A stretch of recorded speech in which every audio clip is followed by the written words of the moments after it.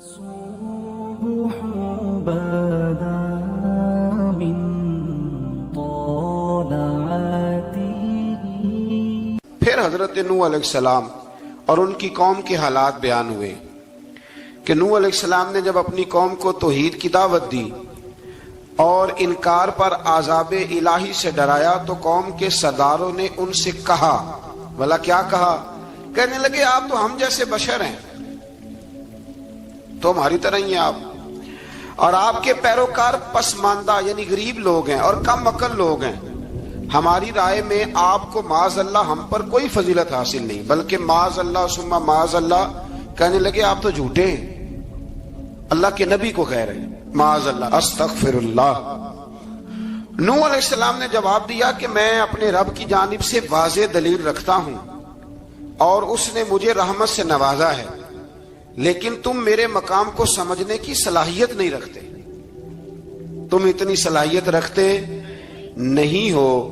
اور پھر ارشاد فرمایا کہ میں تم سے دعوت حق کے صلے میں کسی اجر کا طلبگار نہیں ہوں اور نہ ہی میں اہل ایمان کو اپنے پاس سے دھتکارنے والا ہوں، اور میں نے یہ دعویٰ بھی نہیں کیا کہ میرے پاس اللہ کے خزانے ہیں، اور نہ میں از خود غیب جاننے والا ہوں، اور نہ ہی میں یہ کہتا ہوں کہ میں فرشتہ ہوں، نہ میں یہ کہتا ہوں کہ جن لوگوں کو تم اپنی نظروں میں حقیر جانتے ہو اللہ انہیں خیر سے نہیں نوازے گا. فرمایا یہ ٹھیک ہے کہ اللہ بشروں میں سے رسول بناتا ہے، پر جسے بناتا ہے پھر اسے بڑی شانیں عطا فرماتا ہے. پہلے دن سے انسان کا یہ مسئلہ ہے، پہلے دن سے انسان کا یہ مسئلہ ہے کہ وہ کہتا ہے میں انسان سے ہدایت حاصل کروں، لیکن رب نے بھی قانون بنایا ہے کہ اللہ تبارک و تعالیٰ بندے پر ہی وحی فرماتا ہے. فرشتوں اور جنوں کو اللہ نے اس منصب کے لیے منتخب نہیں فرمایا. قوم نوح نے کہا کہ آپ نے ہم سے بہت بحث کی معاذ اللہ، بس جس عذاب سے آپ ہمیں ڈرا رہے ہیں وہ لے آئیے. تو نوح علیہ السلام نے کہا کہ اللہ چاہے گا تو تم پر عذاب بھی آ جائے گا. آیت نمبر 37 سے 47 میں بتایا کہ اللہ تعالیٰ کی طرف سے نوح علیہ السلام کو حکم ہوا کہ ہماری نگرانی میں اور ہماری وحی کے مطابق آپ کشتی بنائیے اور ظالموں کے بارے میں ہم سے کوئی بات نہ کریں. حضرت نوح کی خواہش تھی کہ یا اللہ انہیں بھی معاف کر دے. فرمایا یہ ظالم ہے تو میرے نبی ان کے بارے میں مجھ سے کوئی بات نہ کریں، وہ ضرور غرق ہو جائیں گے. پھر وہ کشتی بنانے لگے اور جب ان کی قوم کے سردار ان کے پاس سے گزرتے تو ان کا مذاق اڑاتے. یہ آپ کیا کر رہے ہیں؟ آج بھی وزیر مشیر بڑے بڑے لوگ اللہ ماشاءاللہ دینداروں کا مذاق اڑاتے نہیں؟ اڑاتے ہیں کہ نہیں اڑاتے مذاق؟ یہ کن کا طریقہ ہے؟ یہ تو قرآن مجید کہہ رہا ہے کہ حضرت نوح کی قوم جو کافر تھی ان کا طریقہ ہے اہل ایمان کا مذاق اڑانا. تو وہ مذاق اڑانے لگے. نوح علیہ السلام نے کہا کہ وہ وقت آنے والا ہے کہ جب تمہارا مذاق اڑایا جائے گا اور تمہیں پتہ چل جائے گا کہ رسوا کن عذاب کس پر آئے گا. اللہ تعالیٰ نے فرمایا جب ہمارا حکم عذاب آ پہنچا اور تندور ابلنے لگا، تندور سے آگ نکلا کرتی ہے، پانی نہیں نکلا کرتا، اور نوح علیہ السلام کی قوم پر جب عذاب آیا تو پانی تندور سے نکلا. تندور سے اللہ نے پانی نکالا، جہاں سے پانی نکلا نہیں کرتا. تندور ابلنے لگا. اللہ اکبر. تو اللہ تبارک و تعالیٰ نے فرمایا تو ہم نے نوح علیہ السلام سے کہا کہ آپ خود اور اپنے گھر والوں کے ساتھ اس کشتی میں سوار ہو جائیں اور اہل ایمان کو بھی سوار کر لیں اور ہر چیز کے جوڑے یعنی نار اور مادہ کو سوار کر لیں. اور ان کے ساتھ ایمان والے بہت کام تھے. حضرت نوح علیہ السلام دعائیں پڑھتے ہوئے سوار ہو گئے. پھر کیا ہوا؟ کشتی انہیں پہاڑوں جیسی موجوں میں لے جا رہی تھی کہ نوح علیہ السلام الگ کھڑے ہوئے اپنے بیٹے سے فرمانے لگے بیٹے ہمارے ساتھ کشتی میں سوار ہو جا اور کافروں کے ساتھ نہ رہو. اس نے یعنی نوح علیہ السلام کے بیٹے نے کہا کہ میں آپ کے ساتھ نہیں بیٹھوں گا، ابھی کوئی پہاڑ آئے گا تو میں پہاڑ کی پناہ لے لوں گا. اگر کسی نیک آدمی کا بیٹا کبھی غلط نکل آئے تو اس کا مطلب یہ نہیں کہ اس نے تربیت ٹھیک نہیں کی. ہاں یہ اعتراض چھوڑ دیں، اس لیے کہ نوح علیہ السلام کا بیٹا کافر ہو گیا اور جب سیلاب نظر آیا تو اس سے کہا کہ آجا سوار ہو جا، تو کہنے لگا میں نہیں بیٹھوں گا، میں تو کسی پہاڑ کی پناہ لے لوں گا اور میں اس کے اندر چھپ جاؤں گا اور وہ پہاڑ مجھے پانی سے بچا لے گا. نوح علیہ السلام نے کہا آج اللہ کے حکم کے سوا کوئی بچانے والا نہیں ہے سوائے اس کے جس پر اللہ رحم فرمائے۔ پھر ان دونوں کے درمیان موج حائل ہو گئی، ایسے ایک موج اٹھی اور حضرت نوح کا بیٹا ڈوب گیا۔ اور جب حضرت نوح کا بیٹا ڈوبا، اللہ کی طرف سے حکم ہوا اے زمین اپنا پانی نگل لے، اے آسمان تھم جا، پانی خشک ہو گیا۔ اللہ کا فیصلہ نافذ ہو گیا اور کشتی کوہ جودی پر ٹھہر گئی۔ نوح علیہ السلام نے اللہ سے التجا کی، کیا میرے پروردگار میرا بیٹا اور میرے اہل سے ہے، اور تیرا وعدہ سچا ہے کہ تم میرے اہل کو بچا لے گا۔ اللہ نے فرمایا نوح وہ آپ کے اہل میں سے ہے ہی نہیں، وہ آپ کے اہل میں سے ہے ہی نہیں۔ اہل میں سے وہ ہوگا جو آپ کے طریقے پہ چلے گا، جو طریقے پہ نہ چلے وہ نسل میں سے ہے ہی نہیں، وہ ختم ہو گئی بات۔ اللہ اکبر۔ اس کے اعمال ٹھیک نہیں، جس بات کی حقیقت کا آپ کو معلوم نہ ہو اس کے بارے میں سوال نہ کریں۔ تو نوح علیہ السلام نے اللہ تعالیٰ سے اپنی اس اجتہادی خطا پر مغفرت اور رحم کی دعا کی۔ پھر طوفان نوح تھم جانے کے بعد وہ سلامتی کے ساتھ اتر گئے۔ اجتہادی خطا میں نے ایک لفظ بولا ہے، یہ اجتہادی خطا کا مطلب یہ ہے کہ بعض اوقات انبیاء سے ایسی باتیں سرزد ہو جاتی ہیں کہ جو تعلیم امت کے لیے ضروری ہوتی ہیں، تاکہ لوگوں کو پتہ چل جائے کہ اللہ کی بارگاہ میں توبہ کیسے کرنی۔ اگر وہ لوگ توبہ نہ کرتے تو ہمیں توبہ کے طریقے سمجھ میں، یعنی ان سے اجتہادی خطا ہو گئی، کہنے میں کرنے میں کوئی ایسی بات ہو گئی جو بظاہر اللہ تعالیٰ کی رضا والی، تو فوراً معافی مانگ لیتے تھے۔ لیکن اب امتی اٹھ کے کہے کہ نبی گناہ گار ہے معاذ اللہ۔ حضرت آدم نے دعا مانگی تھی نا، ربنا ظلمنا انفسنا، اے اللہ ہم نے اپنی جانوں پر ظلم کیا۔ انہوں نے کہا تھا تو اگر کوئی بندہ حضرت آدم کو ظالم کہے گا تو کافر ہو جائے گا، تو اگر وہ کہے کہ وہ تو خود کہہ رہے ہیں، ایک بندہ اڑ جاتا ہے کہتے ہیں جو خود کہہ رہے ربنا ظلمنا، تو خدا کے بندے وہ اللہ کے نبی ہیں، وہ رب سے کہہ رہے ہیں، وہ عاجزی کے طور پر کہہ رہے ہیں۔ کچھ لوگ اڑ جاتے کہتے ہیں خود حضور نے کہا ہے جی انا بشر مثلکم، میں تمہاری طرح کا بشر ہوں، خود نبی پاک نے کہا ہے۔ عجیب بیوقوف بندے ہو، نبی کریم تو کہہ سکتے ہیں پر امتی اٹھ کے نہیں کہہ سکتا۔ اس نے تو کہنا ہے وہ حبیب اللہ ہے، اس نے تو کہنا ہے وہ قیامت میں شفاعت کرنے والے ہیں، امتی نے تو کہنا ہے وہ سارے نبیوں کے سردار ہیں، وہ امام الانبیاء ہیں۔ امتی وہ لفظ ادا کرے گا جو اس کے بنتے ہیں۔ اب کوئی بندہ اٹھ کے کہہ دے، دیکھے نا ایک بہت بڑا عالم تقریر کرتے ہوئے کہے جی میں تو ان پڑھ آدمی ہوں، تو اس کا شاگرد کہے کہ استاد جی قسم اٹھائے ہاں آپ نے تقریر میں کہا نہیں میں ان پڑھ ہوں، آپ تو ان پڑھ ہے۔ تو یہ بات ادب ہے کہ بے ادبی ہے؟ چلیں اس سے آگے چلتے ہیں، یہ بھی ذرا مشکل سے سمجھ میں آئے گی۔ ایک اور بات جو جلدی سمجھ میں آ جائے گی، ایم این اے جب اعلان کرتا ہے، تقریر کرتا ہے، الیکشن لڑتا ہے، تو کہتا نہیں میں قوم کا خادم ہوں، کہتے ہیں نا کہ میں قوم کا خادم سے آپ کیا کچھ کراتے ہو؟ سارے کام کراتے ہیں نا۔ خادم کو بندہ یہ بھی کہہ لیتا ہے کہ جھاڑو دے دے گلی میں، کہتے ہو کہ نہیں کہتے؟ تو اس نے بھی تو سپیکر میں کہا میں خادم ہوں، کہو اس سے کہ جھاڑو دے گلی میں آ کے، پھر پتہ کیا حال ہوگا؟ جھاڑو تو نہیں آئے گا اور ہو سکتا ہے کچھ ہے آ جائے۔ تو اس لیے اب کوئی بندہ کہے جی انہوں خود کہا، تو ایک کچھ پوری جماعت ہے لوگوں کی جو بات کو سمجھتی نہیں، کہتے ہیں خود کہا میں بشر ہوں، انہوں نے خود کہا میں غیب نہیں جانتا، انہوں نے خود کہا میرے پاس خزانہ کوئی نہیں، انہوں نے خود کہا میرے پاس کوئی شے نہیں۔ تو اس لیے آپ سمجھیں کسی کے لفظوں پر اگر آپ گرا لگا کے بیٹھیں گے تو پھر اس سے بے ادبی ہوگی۔ تو نوح علیہ السلام نے اللہ سے اپنی اجتہادی خطا کی معافی مانگی۔ اب حضرت نوح کو کوئی خطا کار کہے گا تو بہت بڑا مجرم بن جائے گا، اس لیے کہ وہ اللہ کے نبی ہیں۔ آیت نمبر 50 میں قوم عاد کا ذکر ہے، اور ان کی طرف دعوت توحید دینے کے لیے اللہ تعالیٰ نے حضرت ہود علیہ السلام کو بھیجا۔ ہود علیہ السلام نے قوم سے کہا کہ میں تم سے کسی چیز کا اجر طلب نہیں کروں گا، میرا اجر میرے اللہ کی بارگاہ میں ہے، بس تم اپنے رب سے بخشش مانگو، پھر اس کی بارگاہ میں توبہ کرو، اللہ تعالیٰ تم پر موسلا دار بارش برسائے گا اور تمہاری قوت میں اضافہ فرمائے گا۔ قوم عاد نے دعوت حق کو رد کیا اور ایمان نہ لائے، بلکہ ہود علیہ السلام پر طنز کیا۔ وہ کہنے لگے کہ ہمارے تو معبودوں نے، ہمارے بتوں نے معاذ اللہ آپ کو پاگل بنا دیا ہے، آپ کو مجنون بنا دیا ہے۔ الٹا حضرت ہود کو کہنے لگے اس لیے آپ ایسی باتیں کرتے ہیں۔ ہود علیہ السلام نے کہا میں اللہ کو گواہ بناتا ہوں اور تم بھی گواہ رہنا کہ میں تمہارے شرک سے بری ہوں، اور میں اللہ پر توکل کرتا ہوں، اور میں نے رسالت کا حق ادا کر دیا ہے۔ آیت نمبر 58 میں اللہ تعالیٰ نے فرمایا جب ہمارے عذاب کا وقت آ گیا تو ہم نے اپنی رحمت سے ہود اور ان کے ساتھ مومنوں کو نجات عطا کی۔ قوم عاد نے اللہ کی نشانیاں اور رسولوں کو جھٹلایا اور دنیا اور آخرت میں لعنت کے حقدار ہوئے۔ آیت نمبر 61 میں پھر سے حضرت صالح علیہ السلام اور ان کی قوم سمود کے حالات کو بیان کیا گیا ہے۔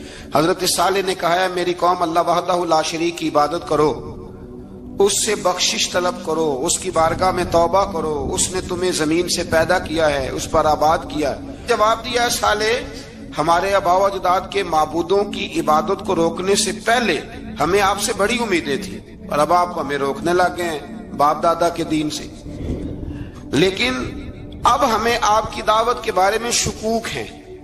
صالح علیہ السلام نے اپنی قوم سے کہا کہ یہ اللہ کی اونٹنی ہے اور یہ تمہارے لیے نشانی ہے، اسے چرنے کے لیے آزاد چھوڑ دو اور اسے تکلیف نہ دینا۔ اللہ اکبر، ورنہ تمہیں عذاب پہنچے گا۔ انہوں نے اونٹنی کی کونچیں کاٹ ڈالی۔ صالح علیہ السلام نے کہا تم صرف 3 دن اپنے گھروں میں مزے اٹھا لو، 3 دن، پھر اللہ کا یقینی عذاب آئے گا۔ پھر ایک چنگاڑ نے ان کو آ دبوچا، وہ اپنے گھروں میں گھٹنوں کے بل اوندے پڑے رہ گئے۔ صرف صالح علیہ السلام ان کے ساتھ اہل ایمان اس عذاب سے بچے۔ یہ 3 قوموں کا ذکر ہو گیا، نوح علیہ السلام کی قوم کا بھی، ہود علیہ السلام کی قوم کا بھی، اور حضرت صالح علیہ۔ آگے اللہ تبارک و تعالیٰ نے آیت نمبر 69 میں اس بات کا بیان فرمایا کہ حضرت ابراہیم علیہ السلام کے پاس فرشتے بشری شکل میں آئے، انسانی شکل۔ انہوں نے اجنبی مہمانوں کے لیے بچڑے کا بھنا ہوا گوشت تیار کرایا۔ آپ یقین کریں کچھ باتیں لوگ ایسی بیان کرتے ہیں کہ جن کو نہ سن کے بندے کا دل کرتا ہے کہ اس بندے کو بتائیں کہ یار یہاں تو دین سارا پڑھ۔ ایک صاحب مجھے کہنے لگے جی میں ایک پیر صاحب کے پاس گیا تھا تو بڑی مرغن غذائیں تھیں، انہوں نے میری بڑی خدمت کی پر مجھے نہیں اچھا لگا، پیروں کو چاہیے سادی روٹی رکھیں۔ میں کہ تو پیراں واسطے لسٹ بنا خاں انہوں نے کس طرح نہ ہونا چاہیے۔ یہ بہت بڑی مصیبت ہے، اگر آپ سادہ کھانا کھلا دیں تب بھی اعتراض ہے، اچھا کھلا دیں کہنے رولا ہے کوئی پیر چوکھے مالدار، دونوں طرف سے مسئلہ۔ تو کہنے لگا جی نہیں پیروں کا کیا کام ہے، وہ کڑائیاں اور وہ سارے۔ تو پھر میں نے انہیں کہا کہ آپ اس طرح کریں، گھر جا کے نا تو 12ویں سپارے کی تلاوت کریں۔ حضرت ابراہیم نے اپنے مہمانوں کے لیے بھونا ہوا کھانا تیار فرمایا تھا۔ تو آپ کیا کہیں گے کہ حضرت ابراہیم درویش نہیں تھے؟ عجیب بات ہے بھائی، آپ ہر بات میں اڑ جاتے ہیں۔ دین ہم نے وہ لینا ہے جو اللہ کا قرآن ہمیں دیتا ہے اور رسول اللہ کی حدیث ہمیں دیتی ہے۔ جب انہوں نے دیکھا کہ مہمان کھانے کی طرف ہاتھ نہیں بڑھا رہے تو ان کو ڈر محسوس ہوا۔ حضرت ابراہیم کو فرشتوں نے کہا کہ ہمیں قوم لوط علیہ السلام کے عذاب کے لیے بھیجا گیا ہے۔ حضرت ابراہیم کی بیوی کھڑی تھی، اس پر وہ مسکرائیں تو فرشتوں نے اللہ کی طرف سے انہیں حضرت اسحاق علیہ السلام اور اس کے بعد حضرت یعقوب علیہ السلام کی بشارت عطا۔ اسحاق علیہ السلام حضرت ابراہیم کے بیٹے ہیں اور یعقوب علیہ السلام پوتے ہیں، اور یعقوب علیہ السلام کے بیٹے یوسف علیہ السلام۔ ہاں اللہ اگر چاہے تو 7 نسلوں میں نبوت رکھ دیتا ہے اگر اس کی منشا ہو۔ تو حضرت یعقوب کی بشارت دی۔ انہوں نے حیرت سے کہا کہ ہم دونوں میاں بیوی تو بوڑھے ہیں، اس عمر میں اولاد کیسے ہوگی؟ تو فرشتوں نے جواب دیا اے ابراہیم کے گھر والوں، تم پر اللہ کی رحمتیں اور برکتیں ہوں، اللہ کی قدرت پر تمہیں کیوں تعجب ہے؟ اللہ فرماتا ہے کہ بیٹے کی بشارت سن کر ابراہیم کا خوف دور ہو گیا اور پھر وہ قوم لوط کے بارے میں گفتگو کرنے لگے۔ ابراہیم بہت بردبار، اللہ سے آہوزاری کرنے والے اور اس کی طرف رجوع کرنے والے تھے۔ اللہ تعالیٰ نے حضرت ابراہیم علیہ السلام کو فرمایا اے ابراہیم اس گزارش سے آپ گریزاں رہیں، اس کا یقینی فیصلہ ہو چکا ہے اور ان پر نہ ٹلنے والا عذاب نازل ہو کے رہے گا۔ وہ کیا گناہ کرتے تھے؟ لوط علیہ السلام کی قوم میں میں نے بتایا تھا، مرد مردوں سے بدفعلی کرتے۔ تو حضرت ابراہیم نے بھی عرض کی، بار بار گزارش کی، بحث کی کہ اللہ مہربانی فرما ان کا عذاب۔ آپ دیکھیں نبیوں کے حوصلے کتنے بڑے ہیں، قومیں تنگ کرتی ہیں اور طرح طرح کی باتیں کرتی ہیں اور پیغمبر پھر بھی کہتے ہیں یا اللہ مہربانی فرما، اے اللہ ان سے عذاب۔ آیت نمبر 77 میں حضرت لوط علیہ السلام کی قوم کی بدعمالیوں اور لوط علیہ السلام کے اپنی قوم کو بدعمالیوں کے باعث فرشتوں کی آمد، قوم کے بدعمال لوگوں کے دوڑ کر آنے اور حضرت لوط کو ان کے سمجھانے اور ان کے انکار پر مضطرب ہونے کا ذکر ہے، جس پر فرشتوں نے حضرت لوط کو تسلی دی کہ آپ فکر نہ کریں، ہم آپ کے رب کے فرشتے ہیں، یہ آپ اور ہم تک نہیں پہنچ سکیں گے۔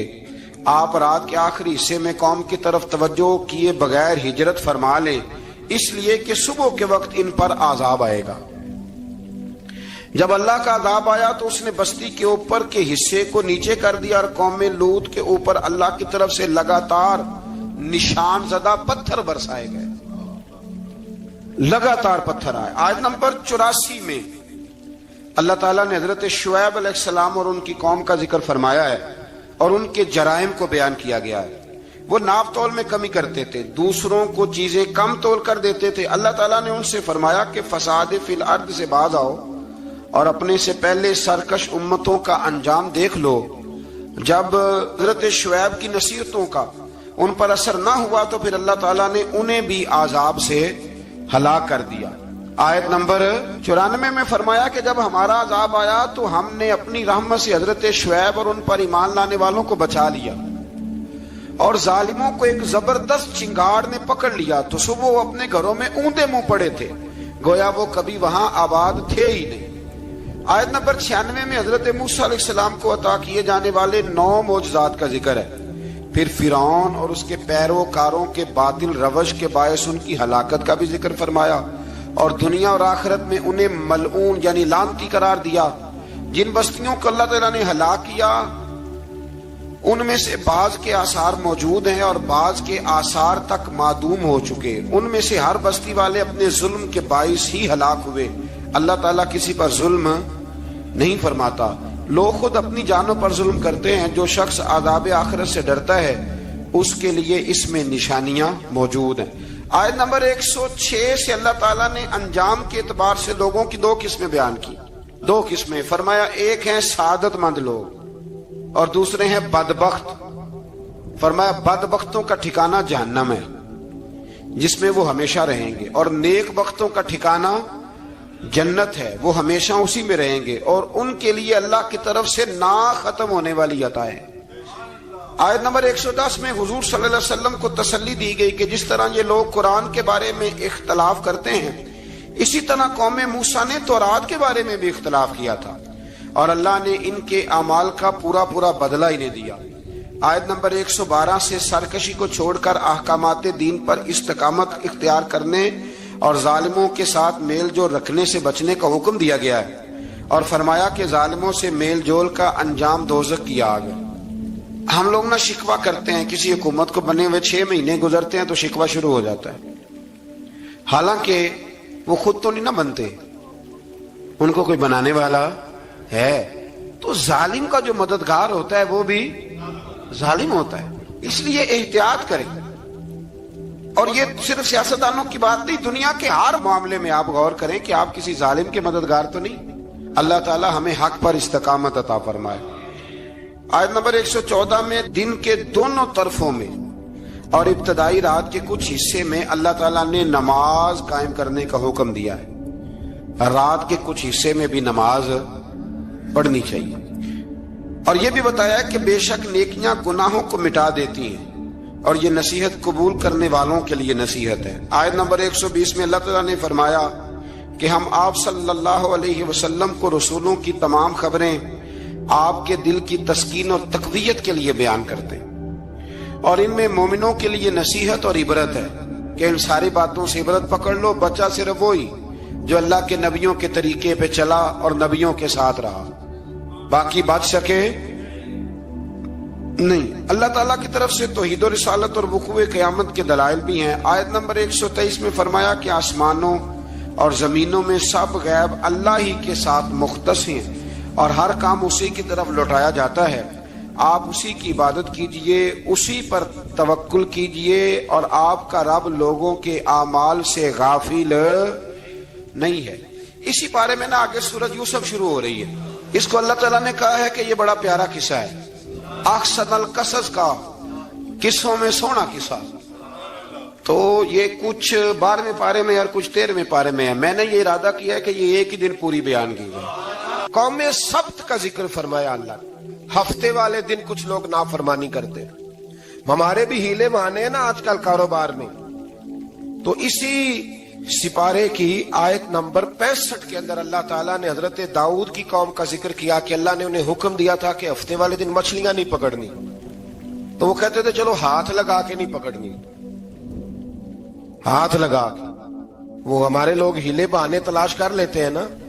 وہ بڑے جناب انشورنس والا آ گیا, اب وہ بینک والا آ گیا, اب وہ فلانے صاحب آ گئے, وہ تروڑ مروڑ کے کہانیاں باتیں, اور پھر ہمیں بھی رستے مل جاتے ہیں بچنے کے. مفتی صاحب نے کہہ دیا تھا, ایک مولانا سے میں نے ان کو کہا ہفتے والے دن مچھلیاں نہیں پکڑنے کا. نہیں پکڑتے, چھوٹے چھوٹے حوض بنا لیے. تو مچھلیاں زیادہ آتی تھی اس دن, یہ بھی اللہ کی قدرت تھی. نماز کے وقت گاہک زیادہ آتے ہیں, یہ اس کی قدرت ہوتی ہے. تو وہ مچھلیاں حوض میں جمع ہو جاتی ہیں. یوں سمجھ لیں کہ جال انہوں نے لگا لیے ہوئے تھے, تو جال میں وہ پھنستی رہتی تھی, حوضوں میں آتی رہتی تھی. ہفتے کو نہیں پکڑتے تھے, اتوار کو پکڑ لیتے تھے. تو پھر اللہ نے انہیں سزا دی. فرمایا تماشے کرتے ہو اللہ کے حکم کے ساتھ. کیا سزا دی؟ فَقُلْنَا لَهُمْ كُونُوا قِرَادَةً خَاسِئِينَ. فرمایا بندر بن جاؤ دھتکارے ہوئے. جو رزق حرام طریقے سے کماتے تھے رب انہیں بندر بنا دیتا تھا. ابھی بھی میں نے دیکھے ہیں بڑے بڑے تاجر پاگلوں جیسی زندگی گزار رہے ہیں. نفسیاتی طور پہ سکون نہیں ہے, کروڑوں روپیہ پڑا ہے. کیوں؟ اس لیے کہ رب کے بتائے ہوئے طریقے کے مطابق تجارت نہیں کرتے. آگے ایک اور دلچسپ بات آ گئی. بنی اسرائیل کے اندر نا ایک شخص نے اپنے چچا کو قتل کر دیا جائیداد کے لیے. یہ دیکھیں کب سے لوگ جائیداد کے لیے قتل کرتے آ رہے ہیں. چچا کو قتل کر دیا, اور قتل کر کے حضرت موسیٰ علیہ السلام کے پاس آئے کہ میرے چچا کو کسی نے قتل کر دیا ہے, تو بتائیں کیا کر دیں. تو آپ نے فرمایا کہ گائے ذبح کرو, اور اس کا ایک ٹکڑا مقتول کو مارو, مرنے والے کو. وہ خود اٹھ کے بتا دے گا مجھے کس نے قتل کیا ہے. اب ارادہ نہیں تھا گائے ذبح کرنے کا, تو بہانے کرنے لگے. ارادہ نہیں نہ ہوتا تو پھر کیا ہوتے ہیں, کہنے لگے گائے کس طرح کی ہو, بوڑھی ہو کہ بچی ہو, رنگ کیسا ہو, جوان ہو کہ چھوٹی ہو, حال میں ایک دفعہ چلنا سیکھ گئی ہو یا ابھی نہ سیکھی ہو. تو بتاتے گئے تو رب بھی شرطیں بیان کرتا گیا. گہرے زرد رنگ کی ہو, حال کے اندر اسے نہ چلایا گیا ہو, پانی نہ نکالا گیا ہو, نہ بچی ہو نہ جوان ہو, اس کے درمیان ہو. یہ ساری شرطیں کہاں پائی جاتی تھی؟ حضرت موسیٰ علیہ السلام کی قوم کا ایک شخص تھا جو اللہ کا ولی تھا. وہ جب انتقال کرنے لگا نا, اللہ اکبر, دیکھو رب ولیوں کی اولادوں پر بھی کتنا فضل فرماتا ہے. وہ جب انتقال کرنے لگا تو ایک اس کے پاس چھوٹی سی بچیا تھی, گائے کی بچی. اس نے جنگل میں چھوڑ دی. کہنے لگا یا اللہ میں تیرے نام پہ چھوڑتا ہوں, میرا بچہ جوان ہو جائے تو اسے دے دینا, اور تو سرمایہ ہی کوئی نہیں. بچہ بڑا ہوا تو بچہ بھی بڑا نیک تھا, اپنی ماں کا بڑا فرما بردار تھا. اس کی ماں نے کہا بیٹا تیرے باپ نے ایک گائے چھوڑی تھی. تو بچہ جنگل میں گیا اور جا کے کہنے لگا اے اللہ میری گائے مجھ سے ملا دے. تو رب کریم نے وہ گائے واپس کر دی. وہ گائے گھر لے آیا. اب وہ کہنے لگا اماں بیچ دوں, تو اماں کہنے لگی بیٹا میرے پوچھے بغیر نہ بیچنا. کئی دفعہ گاہک لگے, پر اس نے کہا جب تک میری اماں نہ کہے گی میں بیچوں گا. ادھر بنی اسرائیل والے شرطیں جتنی گائے کے بارے میں پوچھ چکے تھے وہ ساری اسی گائے میں پائی جاتی تھی. تو یہ ڈھونڈتے ڈھونڈتے وہاں پہنچ گئے. تو کہنے لگے گائے چاہیے. تو اس نے کہا بھی تمہاری مرضی سے نہیں, قیمت میری مرضی کی. ایک مفسر نے تو یہاں تک لکھا ہے کہ اس نے کہا گائے ذبح کر کے نا, تو جتنا گائے کے اندر گوشت ہوگا نا اتنا ہی کھال کے اندر تو مجھے مال بھر کے دو گے, اتنے سکے بھر کے دو گے, اتنی اشرفیاں بھر کے دو گے, تو پھر تمہیں گائے دوں گا. تو پھر یہ گائے انہیں ملی اور یہ گائے لے کر کے آئے. زیادہ سوالات نہ کرتے تو زیادہ الجھتے نہ. ہم بھی دین کے معاملے میں بڑے سوال جواب کرتے ہیں, اتنا سوال کریں جتنی اس کی ضرورت ہے. ان لوگوں نے سوالات زیادہ کیے تو پھر الجھ زیادہ گئے. تو میرے بھائی اس کا ذکر بھی اللہ تبارک و تعالی نے پہلے پارے کے اندر بیان فرمایا. پھر اللہ کریم نے فرمایا کہ کچھ ایسے لوگ بھی ہیں یہودیوں میں سے جن کا دعویٰ ہو گیا ہے کہ ہم اللہ کے بڑے پیارے ہیں. فرمایا یہ صرف ان کے منہ کی باتیں ہیں, یہ تو قیامت میں پتہ چلے گا نا کہ اللہ کا پیار کس کے ساتھ زیادہ ہے. اور پھر یہ بھی یہودیوں نے دعویٰ کیا ہے, اسی پارے میں اللہ فرماتے ہیں کہ ان کا دعویٰ ہے کہ ہم اللہ کے بڑے پیارے ہیں, جنت میں ہم ہی جائیں گے. تو اللہ فرماتے ہیں پھر مرنے کی دعا تو کرو. جنت میں تو مار کے جانا ہے نا، لیکن رب فرماتے ہیں یہ کبھی مرنے کی دعا نہیں کریں گے، اس لیے کہ انہیں پتہ ہے کہ ہم نے آخرت کے لیے کیا بھیجا۔ لیکن جی پہلا حکم آ گیا یا ایھا الذین آمنوا کہہ کے، پہلی آیت قرآن پاک کی پہلے سپارے میں پہلی آیت جس میں اللہ نے کہا یا ایھا الذین آمنوا، تو پہلا حکم آمنوا کہہ کے آیت نمبر 104 میں جو اللہ نے حکم دیا ہے نا وہ نبی پاک کی تعظیم کا حکم ہے۔ پہلا حکم ہی اللہ نے حضور کی عزت اور ناموس کا ارشاد فرمایا۔ پہلا اس ترتیب کے لحاظ سے وہ ہوا یہ کہ جب نبی پاک کو بات ارشاد کرتے تو صحابہ کرام اٹھ کے عرض کرتے رائینا یا رسول اللہ، حضور سمجھ نہیں آئی ذرا رعایت کر دے۔ تو یہودیوں کی عبرانی زبان کے اندر نہ ذرا کھینچ کے پڑھتے تھے رائینا، تو اس کا معنی بنتا تھا معاذ اللہ اے ہمارے چرواہے، بکریاں چرانے والے کو بھی وہ رائینا کہتے تھے۔ تو جب صحابہ یہ کہنے لگے تو اللہ نے منع ہی کر دیا، فرمایا میرے محبوب کے غلاموں اس لفظ کے پیچھے چھپ کے، اس لفظ کے پیچھے چھپ کے لوگ میرے نبی کی بے ادبی کر جاتے ہیں، تو جس لفظ کا کوئی ایک معنی بے ادبی والا بنتا ہو وہ لفظ بھی میرے نبی کے لیے نہ کہو، لفظ وہ والے کہو جس میں کوئی بے ادبی کا معنی نکلے نہ۔ یہاں لوگوں نے بڑے بڑے لفظ نہیں بول دیے، پھر کہتے میرا مطلب یہ تھا، میرا مطلب وہ تھا، تو تو نے وہ لفظ بولا کیوں جس کا کوئی غلط مطلب بھی نکل سکتا تھا۔ اللہ نے فرمایا یا ایھا الذین آمنوا لا تقولوا رائینا، اے ایمان والو رائینا کہو ہی نہ۔ تو یا اللہ کیا کہیں؟ فرمایا وقولوا انظرنا، تم کہو یا رسول اللہ ایک نظر فرمائیے، انداز دیکھیے، انظرنا ایک نظر۔ تو ہمارے بزرگ تو پہلے ہی بڑے پیار والوں نے کہہ دیا یا رسول اللہ انظر حالنا، کہتے کہاں سے لاتے ہو جملے؟ میں نے کہا اللہ کی کتاب سے، یا رسول اللہ انظر حالنا یا حبیب اللہ اسمع قالا، تو تم کہو انظرنا محبوب نظر کرم کرے، واسمعوا، اور کیا ضرورت ہے دوبارہ پوچھنے کی؟ اللہ کہتا ہے پہلے ہی دھیان سے سنا کرو، پہلے ہی واسمعوا، پہلے ہی احتیاط سے سنو، وللکافرین عذاب علیم، اور کافروں کے لیے دردناک عذاب ہے۔ لے جی اسی پارے میں اللہ تبارک و تعالیٰ نے پھر اہل یہود کا ذکر کیا، تو یہود کہنے لگے کہ ہم حضرت ابراہیم کے ماننے والے ہیں، تو اللہ کریم نے وہ بھی ذکر کیا کہ میں نے تو ابراہیم کو آزمایا ہے، وَإِذِ ابْتَلَىٰ إِبْرَاهِيمَ رَبُّهُ بِكَلِمَاتٍ فَأَتَمَّهُنَّ، ہم نے ابراہیم کو کچھ چیزوں سے آزمایا ہے، وہ ہماری آزمائش پہ پورے اترے۔ قَالَ إِنِّي جَاعِلُكَ لِلنَّاسِ إِمَامًا، تو پھر ہم نے انہیں کہا کہ ہم آپ کو پوری دنیا کا امام بنائیں گے۔ وہ آزمائش کیا تھی؟ آگ میں جانا بھی آزمائش، بیٹے کا نہ ہونا بھی آزمائش، بیٹا ہوا تو پھر اسے وادی غیر ذی زرع میں چھوڑ کے آنا بھی آزمائش، بڑا ہوا تو پھر ذبح کرنا بھی آزمائش۔ فرمایا جہاں جہاں آزمایا ہے نا ابراہیم ہماری آزمائش میں پورے اترے۔ فرمایا تو مفت میں حضرت ابراہیم کی اولاد بنتے ہو اور ان کا نام لیتے ہو اور ان کے ساتھ اپنا تعلق بناتے ہو، دیکھو تو صحیح وہ کتنی آزمائشوں سے گزرے۔ تو اس کا بھی اللہ نے اسی میں ذکر فرمایا۔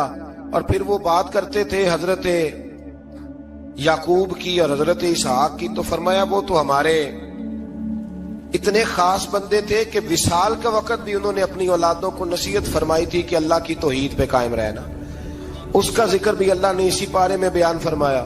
اور جو حضرت ابراہیم اور جناب اسماعیل نے کعبہ تعمیر کیا تو اس کا ذکر بھی اللہ تعالیٰ نے اسی بارے میں فرمایا۔ فرمایا جب وہ کعبہ بنا رہے تھے تو کہہ رہے تھے ربنا تقبل منا، کہہ رہے تھے اے اللہ بنا ہم نے دیا ہے پر مہربانی فرما ہم سے قبول فرما لے۔ تو جو آیہ کریمہ آخر میں عرض کرنا چاہتا ہوں اس پر بھی تھوڑی توجہ فرمائیں گے تو بات بڑی نکھر کے باہر آئے گی۔ یہ 16ویں رکوع کے اندر اللہ نے پھر یہود کا اور عیسائیت کا ذکر فرمایا تو اللہ کریم نے ایک بات ارشاد فرمائی، یہودیوں کے ہاں جب کوئی بچہ پیدا ہوتا تھا پیلے رنگ کے ساتھ اس کو رنگتے تھے، یا کوئی خاص رنگ تھا ان کا، بچہ پیدا ہوتا تو اس پر وہ رنگ چڑھاتے کہ یہ جی ہمارے مذہب کا رنگ ہے۔ ہمارے ہاں بھی رسمیں ہیں نا اپنی اپنی، معاذ اللہ اپنی اپنی نہیں ہونی چاہیے، اللہ رسول کا حکم ہونا چاہیے۔ تو یہودیوں کے ہاں بچہ پیدا ہوتا تو ایک خاص رنگ چڑھاتے، عیسائیوں کے ہاں پیدا ہوتا تو وہ بھی ایک خاص رنگ چڑھاتے۔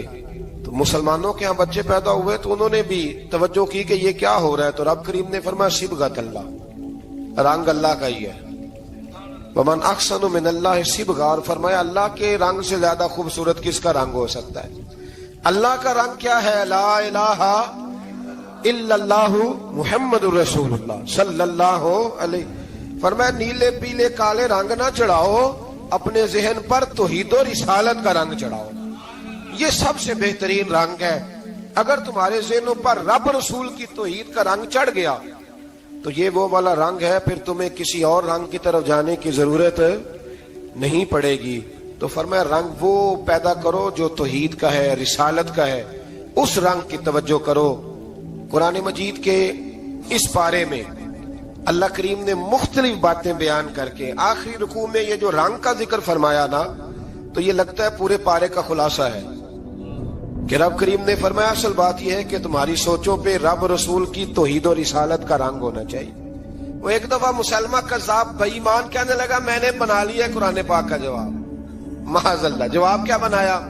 وہ سورت ہے نا القاریۃ ما القاریۃ وما ادراک ما القاریۃ، کھڑکھڑانے والی کیا ہے؟ کھڑکھڑانے والی تمہیں کیا پتا کیا ہے؟ کھڑکھڑی قیامت کا ذکر ہے۔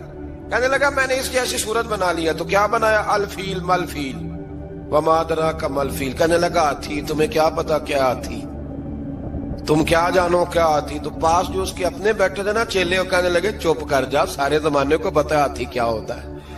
تو پاگل ہے، اس کے دو کان ہوتے ہیں، ایک سونڈ ہوتی ہے، چار اس کے پیر ہوتے ہیں۔ بیوقوف آدمی قرآن کا مقابلہ کرنا ہے تو کچھ چاج کے ساتھ کر، پاگلوں کی طرح مقابلہ کرے گا، جوتے کھائے گا بھی، ہمیں بھی پڑھوائے گا۔ تو قرآن مجید کا کوئی مقابلہ کر سکا؟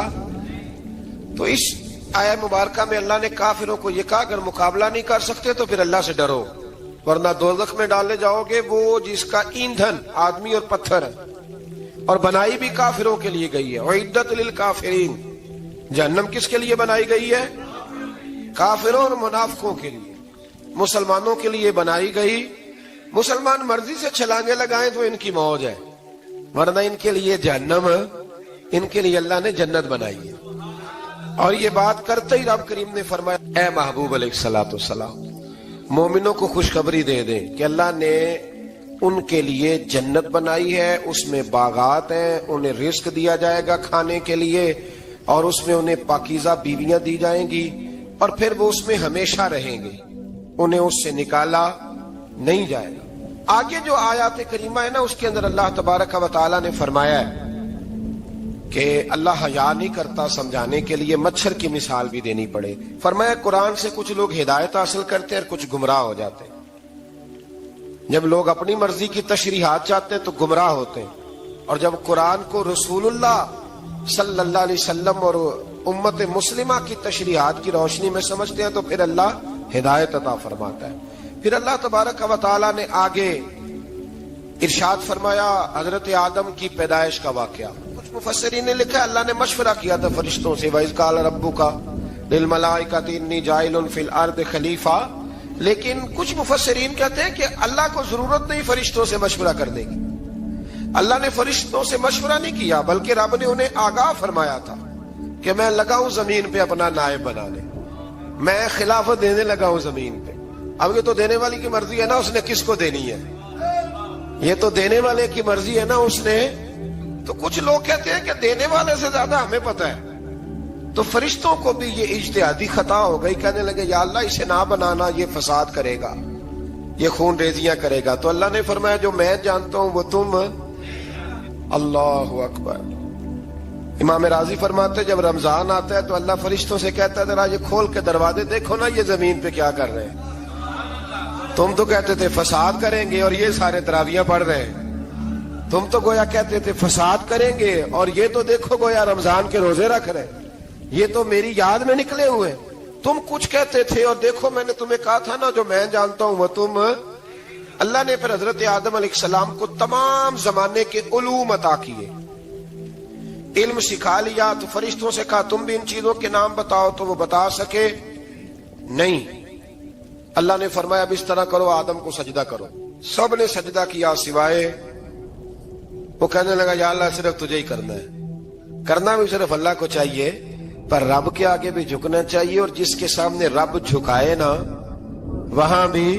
اور یہ جو عاجزی ہے نا، یہ جو جھکنا ہے یہ علم کے آگے ہے، ہماری مصیبت یہ ہے کہ ہم علم کے آگے بھی گردن جھکانے کو تیار نہیں ہوتے، وہاں بھی ہم خود عالم فاضل بن جاتے ہیں۔ تو فرمایا کہ سب سے کہا سجدہ کرو، سب نے سجدہ کیا سوائے ابلیس کے، تو پھر ہوا کیا؟ وَكَانَ مِنَ الْكَافِرِينَ، وہ کافروں میں سے ہو گیا۔ پھر اللہ نے حضرت آدم کو اور جناب حوا کو نا مقام دے دیا جنت میں رہنے کے لیے، اور کہا سارا کچھ کھانا، درخت کے قریب نہ جانا۔ ابھی آپ کسی سے کہہ دیں تھوڑا سا کہ پیچھے نہ دیکھنا، یعنی اگر میری سمجھ لے ادب کی وجہ سے کوئی 1.5-2 منٹ یا 6 منٹ نہیں بھی نہ دیکھے گا تو سوچے گا ضرور کہ پتہ نہیں اب پیچھے کیا ہے، مصیبت کیا ہے۔ یعنی آپ کہہ کے دیکھ لیں کسی کو، پیچھے نہ دیکھنا فطرت ہے نا انسان کی، وہ جستجو کرتا ہے، کہا اس درخت کے پاس نہ جانا۔ تو حضرت حوا سلام اللہ علیہا کہتے ہیں دل میں خیال رہتا تھا کہ آخر ہے کیا درخت کے پاس۔ یہی انسان کا عقیدہ توحید ہے کہ جہاں سے رب منع کر دے وہاں وہ منع ہو جائے، اور یہ ان کی خطا نہیں تھی، یہ اللہ کی حکمت تھی، چونکہ رب نے تو پہلے کہہ دیا تھا بنایا ہی زمین کے لیے، تو یہ تو سارا کچھ ہونا تھا تو زمین پہ آنا تھا نا۔ تو حضرت حوا اور جناب آدم کے پاس شیطان آیا، اب اس کو نکال تو دیا تھا پر ابھی اس کا جنت میں آنا جانا بند نہیں ہوا تھا، یہ بھی اللہ کی حکمت تھی۔ تو وہ کہنے لگا تمہیں پتہ ہے بعد میں مر جاؤ گے؟ تو حضرت حوا کہنے لگی کیا موت بھی آئے گی؟ کہاں، اس کی تکلیف بھی بڑی ہوگی، تو پھر بچیں گے کیسے؟ تو کہنے لگے پھل کھا لو اس درخت کا۔ تو بچنے کے لیے پھل کھایا تھا، جس طرح لوگ آج بہت سارے کام بچنے کے لیے کرتے ہیں پر بچ سکتے، بچنے کے لیے پھل کھایا تو اللہ نے فرمایا زمین پہ چلے جاؤ۔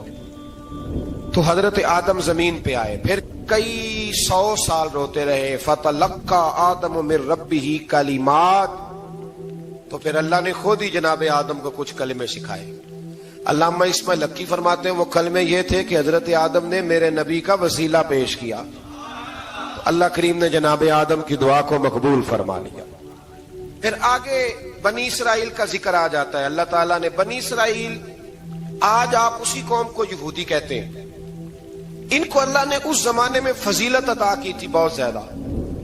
تو عرب کے اندر جب نبی پاک علیہ السلام نے اعلان نبوت کیا تو کچھ لوگوں نے یہ کہہ دیا کہ اگر یہ یہودی کلمہ پڑھ لیں گے تو ہم بھی پڑھ لیں گے۔ تو پھر اللہ نے انہیں یاد کرایا کہ تم اصل میں کیا ہو، تمہیں کلمہ پڑھنا چاہیے۔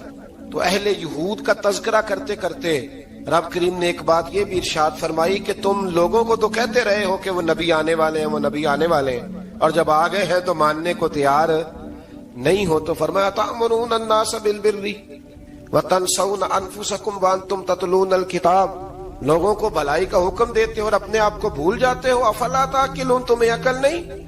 پھر اللہ نے انہیں یہ بھی یاد کرایا کہ یاد کرو وہ زمانہ کہ جب فرعون نے خواب دیکھ لیا تھا کہ کوئی بچہ اس کی سلطنت کو تباہ کرے گا، تو پھر اس نے تمہارے بچوں کو ذبح کرانا شروع کیا اور تمہاری بیٹیوں کو چھوڑتا تھا۔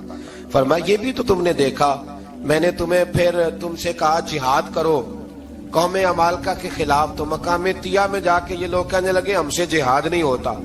اللہ نے انہیں ایک میدان میں قید کر دیا۔ بڑی دلچسپ بات، قید تو لوگ ہوتے ہیں نا چار دیواری میں، تو اللہ نے بنی اسرائیل والوں کو جب انہوں نے کہا ہم جہاد نہیں کریں گے تو اللہ نے میدان میں قید کر دیا۔ میدان میں، یہ یاد رکھیں، جب انسان اللہ کی نافرمانی کرتا ہے تو اسے ایسی قید ملتی ہے جس کا اس نے تصور بھی نہیں کیا ہوتا۔ ایک میدان ہے مقام طیہ، قید ہو گئے، سارا دن سفر کرتے تھے، سارا دن، تو رات کو تھک کے سوتے تھے، صبح اٹھتے تھے نا جب، تو وہیں ہوتے تھے جہاں کل صبح چلے تھے۔ تو رب جب کسی کو قیدی بناتا ہے تو اسے زنجیروں کی، سلاخوں کی ضرورت، دعا فرمائے اللہ تبارک و تعالی غموں سے نجات عطا فرمائے، یہ دعا فرمائے۔ ایسی قید دیتا ہے کہ جس سے پھر چھٹکارا ہو سکتا۔ تو بنی اسرائیل کا بہت زیادہ تذکرہ اس بارے میں اللہ تبارک و تعالی نے پھر بیان کیا، اور پھر کہا کہ انہیں جو حکم دیا جاتا تھا یہ اس کی سرتابی کرتے تھے، پھر اللہ نے ان پر ذلت نازل کر دی اور یہ ہمیشہ اس کا شکار ہے۔ صلی علی سیدنا و مولانا محمد، اللہم صلی علی سیدنا و مولانا محمد۔ اللہ کے شیر ہے در کرار پر درود، اللہ کے شیر ہے در کرار پر درود، اللہ کے شیر غدر کرار پر درود حضرت حسن حسین کے کردار پر درود اللہم صلی علی سیدنا و مولانا محمد وعلى سيدنا علي وسيدتنا فاطمة وسيدتنا زينب وسيدنا حسن وسيدنا حسين وعلى آله وصحبه وبارك وسلم زینب کی بارگاہ میں